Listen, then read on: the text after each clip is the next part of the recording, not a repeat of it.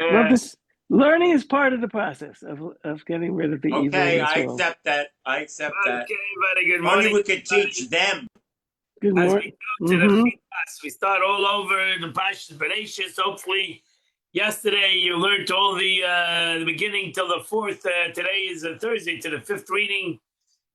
We're holding on chapter 4 in the book of Genesis, chapter 4, verse number 19. Vayikach le'Lemech shtei nashim, and Lemech married two women. Shem Achas Ada, one of his wives was called Ada. Shem Ashenis Tzila, and the second one was called Tzila. Now she says it would not have been necessary to mention all these details, except that it comes to teach us from the conclusion of the narrative that the Holy One, blessed be He, fulfilled His promise when He said, vengeance will be exacted on Cain after 7 generations. For Lemach arose and killed Cain after he had fathered children and produced a 7th generation. It was about this that the Torah tells us, did I kill a man, Cain, by my wounds? Therefore, the Torah tells all the situation just to mention about the concept of what God said, that the 7th generation, Cain will survive for another 7 generations. Shein Nachshon, this was the custom of the generation preceded the flood. One wife was childbearing, and one wife was for material relationships. So the one who was in a material relationship would be given a drink to sterilize drug in order to become barren. And she would be adorned like a bride and fed fine foods, while the other fellow wife would be ignored and mourn like a widow. That was a sugar in the world they lived in. To this, Job refers, he nurtures the barren one who will not give birth, but the widow he does not treat well. This was the generation after the flood. Ada, she was one of the childbearing, so named because she was repulsive to him and was kept away from him. Ada means surah in Hebrew. In Aramaic, it's to be removed. Tzila, she was the one for Tashmish, for married to relationships, so that she dwelt in his shadow. She was always right near him. These are Aggadic explanations in Bereshis Rabbah. You should know in general, if you really want to know Bereshis and all the stories, you got to learn Bereshis Rabbah. You'll have a whole different understanding of this whole parsha. Vatelad Adas Yavel, and Ada gave birth to Yavel. He was the forerunner of all those who lived in tents and kept herds. He was the first to build a temple for idol worship. Now she says it means he was the first, that we explained already, the way he translates the verse in English is already the Rashi. This means he was the first those who pastured animals in the desert area, dwelling in tents, like a bedroom, a month here and a month there, elsewhere to have to pasture his flock. But when the pasture was used up in one place, we go to pitch his tent in another place. And the Aggadic explanation is he built houses for idol worship. As the verse says, the idol of jealousy which provoked God's anger. Similarly, his brother played harp and flute to make for idol worship. Shem Achav Yuval, and his brother's name was Yuval. He was a forerunner of those who play harp and flute. Verse 22, Mitzila gam hi yoldas Tuval Kai. And Tzila had a baby, even though she was seems like her childbirth, stop her childbirth didn't work. And she had a son called Tuval Kain. Latest Kochedesh, who sharpened all copper, Barizel, and all iron tools. Achais Tuval Kain, and the sister of Tuval Kain was Naamah. Naamah is Noach's wife was Naamah. As Tuval Kain, he was called after he refined Cain's handcraft. Tuval is the same root of tuvlin, spices, who gives a refined taste to food. He refined and improved Kain's craft of making weapons for murder. Latest he would sharpen tools used for copper and ironwork. We find the word leitish used similar in the sense yiltish ein of li. He sharpens his gaze towards me. The word chaydesh is not a noun, which is punctuated chaydesh, but a verb, and therefore it's punctuated comets cotton, and it's a sentence, the last syllable. The meaning, therefore, he would sharpen and polish all kinds of tools used for craft of copper and iron. Nama, as she says, he Ishta Shel Noach. She was the wife, Noach's wife. And that's Medrash Shabbat, because we don't know really Noach's wife's name. It's only mentioned right over here, Nama. But the Medrash says Nama, and that's why the pasuk brings us down, because Nama was Noach's wife. And that completes the Chumash for today. We now go to the 24th chapter, 24th letter in the Igeres HaKodesh, and we're holding this 24th letter. Oivai Achai, my beloved, my brethren, Al Tereu, I beg you, friends, Reim Ahuvim, friends who are beloved, L'yitza, unto their Maker God, V'seinim L'yitzram, and they are hateful, they love their God and hate their evil inclination. Do no wrong. Al Tereu, do no wrong. Surely one should respect the wishes of beloved and not of his enemy. Yasa Adam Atzma, a person should not make himself a Rasha Shoachs. A person, a Jew, should not be a wicked to God even 1 hour. Ashabacha Mikol Yom, in the hour of prayer that he has chosen of all the day. Daven, give an hour to davening. So that people can congregate and stand before him during 1 hour. For it's an auspicious time for him, for God. Lizgala love el miktashmat, to reveal himself and to come into the miniature sanctuary, which every synagogue is called a mikdash me'at. Every synagogue is called a small sanctuary. Lifkei l'shchinas kaveda, they come into Shul to visit the Shechina of his glory. Hasheichin itam, that dwells in with the Jewish people, even in the midst of their impurity, even in the purity of exile. Divine presence abides amongst the Jewish people. And as the auspicious hour of prayer, the Almighty himself comes, as it were, to visit the Shechina, and that resides constantly amongst the people. To be accessible to those who seek him, and to entreat him, and to yearn for him. And at this auspicious time of prayer, he who speaks of his needs, he has conversations. He has conversations, idle conversations, not in this show. Not idle conversations. What is he showing? Sheina Chafetz. He doesn't know that he came to show. The Eibush is here, and he's too busy. He's busy with his friend. He's busy talking. The Eibush is sitting right over there. Sheichen me. The Eibush comes into the room, and is like ignored. He's not interested in the revelation of God that's happening in the shul at that moment. He's too busy. He comes in an impure chariot, a subservient vehicle to supernal fools. Fool, to the clipper. Love, as the verse says upon him, that the fool doesn't desire understanding. But because of Isaiah, as it's brought down on this pasuk on the Zohar, Vari, and in the teachings of the Ari, Zechayin L'Bracha Basimem.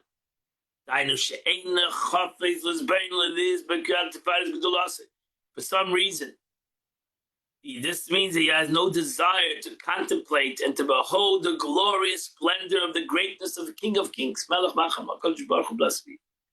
Haniglas Lamayla, which is revealed at this time. It's revealed above and below. It's revealed a godliness in the midst, because there's a minyan.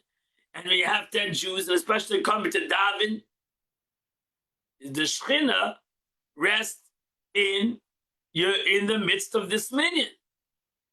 The Galamata, the Eibusha reveals himself above the Galamata. And God reveals himself below. Those who earnestly desire to gaze upon the glory of his greatness. Which the Eibusha guards himself, invests himself in the words of the davening. Hasdura b'fiakal, the words of the siddur that you're looking on, liturgy, the siddur that you're holding, b'fiakal, which everybody all know. And God reveals it to him. At that time when he's davening, God reveals himself to him. Each person according to his capability, his intellectual capability, and the source of his soul. As the pasuk says, a man is praised according to the measure of his intellect. Yehalel ksiv. I spelled the word can pronounce Yehalel. The verse would thus mean a man praises. Regularly we say a man is praised. But you can also Yehalel. The way it's written is Yehulal. Yehulal, we're talking about a man is praised according to his seichel.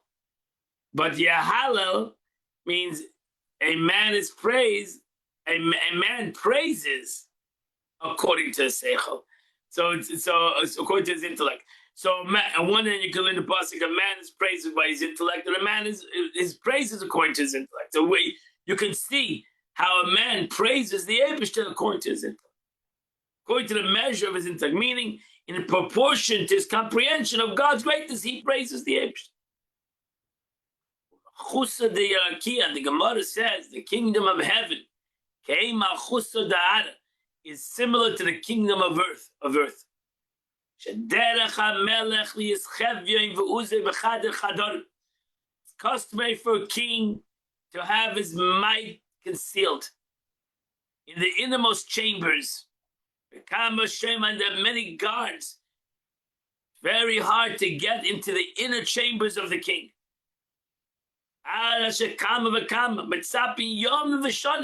And there are many people who can wait days and years. Let us to be able to behold the glory of the king, to come into the king's house.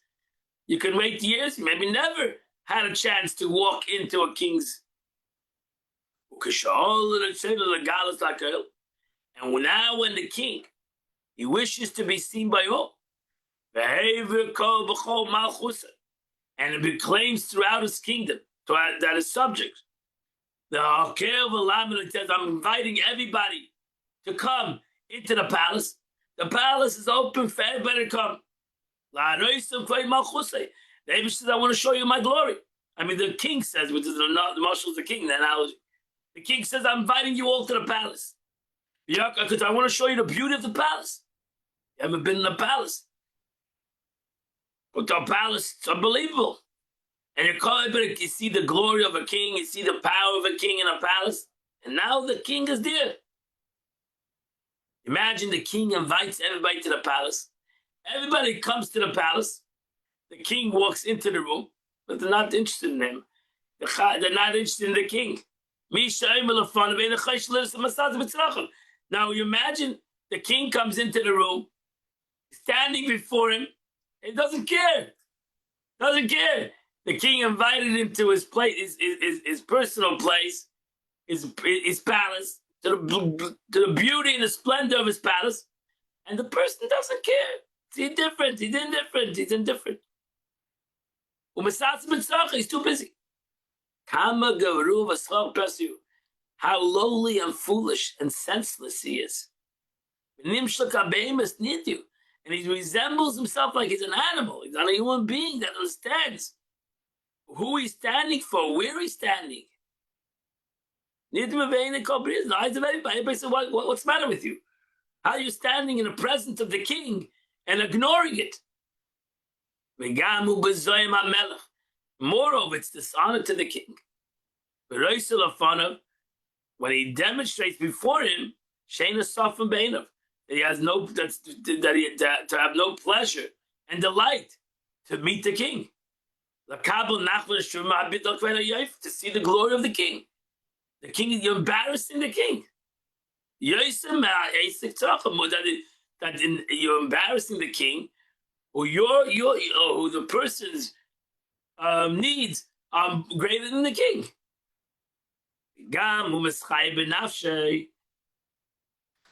The Rebbe is trying to create a picture. We don't have kings. And the truth is, if you do this in front of the king, you have to worry about your life. It's treason. You can't embarrass, ignore a king. You're showing you're dishonoring, you're disgracing the king in front of everybody. And that's why the verse says, made him kalim, fools raise the insult.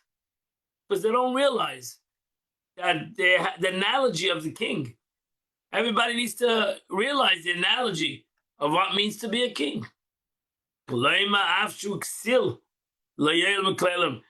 that even a fool would not raise an insult. Even a fool in front of a king is not going to raise. It's apparent to all that he dishonors the king.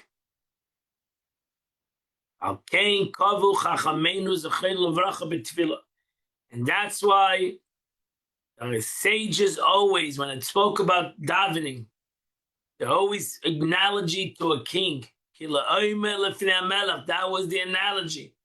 The Talmud and the holy books, they always said the same thing. And you have to alifnei mi'at ha'omer. Many synagogues have that statement. Know who you before you're standing. Standing with a melech malcham. Just like you can imagine standing before a king. Let's say it's not a king, a president, very honorable, distinguished guy, a judge, whatever it might be. Somebody who you have respect for. You wouldn't talk in front of him. You wouldn't turn your back to him. You're standing before a king. Now, if you're standing before a king of kings, why do our sages say as if? This means at least he should make himself appear like he's standing before a king, even though you don't see. So that's why you have to know, imagine you're standing before a king. At least to the sight of all who look with physical eyes at his action and words. Realize that everybody coming to shul, standing before the Yebishter, he's standing before a king. Even though a fool has no thought, although he does not have the intellectual realization that while standing in prayer, he's truly standing before a king. And it was concerning this matter that the realization that one is standing before a king, the time that he is appointed to reveal his glory to those who seek him, that all prayers were instituted. That's the whole concept of prayer. As evident, whoever meditates deeply upon them. God forbid if somebody doesn't show this realization. She is guilty of capital offense. And such people, the Zoya says, the Nagu Kloina B'tekuna Ilav Achsipurda. That he brings this grace into the supernal order and shows that he's separate from holiness. And it's hard to say the next words. And he has no share in the God of Israel. Achmana litzlan. Heaven forbid. So it is the disgrace of people that come to shul and show a disrespect for this Makim Kaddish. Therefore, clears the Alter Rebbe, I am hereby acting as the agent of the sages of the Lesser Amendment. I'm here coming in their mission. An act of decree to apply equal to everyone. No one should talk idle talk in the shul. The second the Shtei Tzibah gets up to davening, not to talk any dvarim b'teilim, ad gemar kaddish bas, until the end of the last kaddish. From the beginning of the davening till the end of davening, shouldn't talk dvarim b'teilim.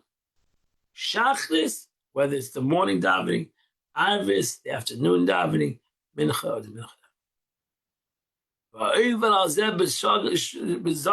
anybody disobeys this intentionally, he should sit on the ground. And then he should ask for 3 people forgiveness. Like a bezdin. That God should take away his excommunication, that that in heaven they put him in excommunication when he sits and he talks idle and shul. And the Abraham should repent, and God resolving to change his ways. And the Abraham should retroactively no excommunication whatsoever will apply to. For the very outset, it's applied only. It only goes to those who willfully, sinfully, who do not care at all to seek atonement. When abrias ala oven plil azel, for the heaven, from a man whose grievous sins comes to shul and talks and talks and talks. Everybody talks. That's we can't control ourselves. But those who grievously talk, they come to shul to talk, and that's what they come to shul for. I once saw a sign on the shul that said, if you come here to talk, where are you going to daven? If you come here to talk, where are you going to pray? So so a person who grievously comes to shul and talks, dvarim b'teilim, I'm talking such kind of people, the Alter Rebbe says. I'm talking only, when I say excommunication, is only when people speak deliberately and brazenly. I'm not talking to those who forget that we talk. Everybody talks. He said something unwittingly, he spoke something that's out of... I'm not talking to such kind of people. I'm talking to people that come and they talk on a constant basis. They come to shul to talk.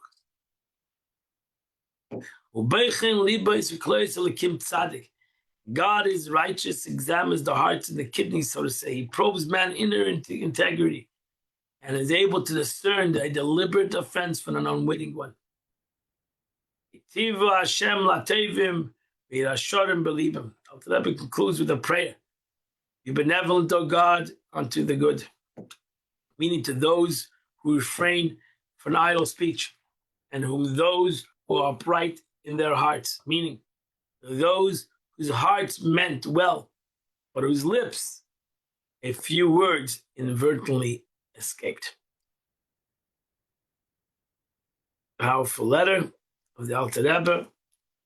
Be hanging on all Chabad shuls, that we shouldn't talk in davening. We should only come to shul to daven.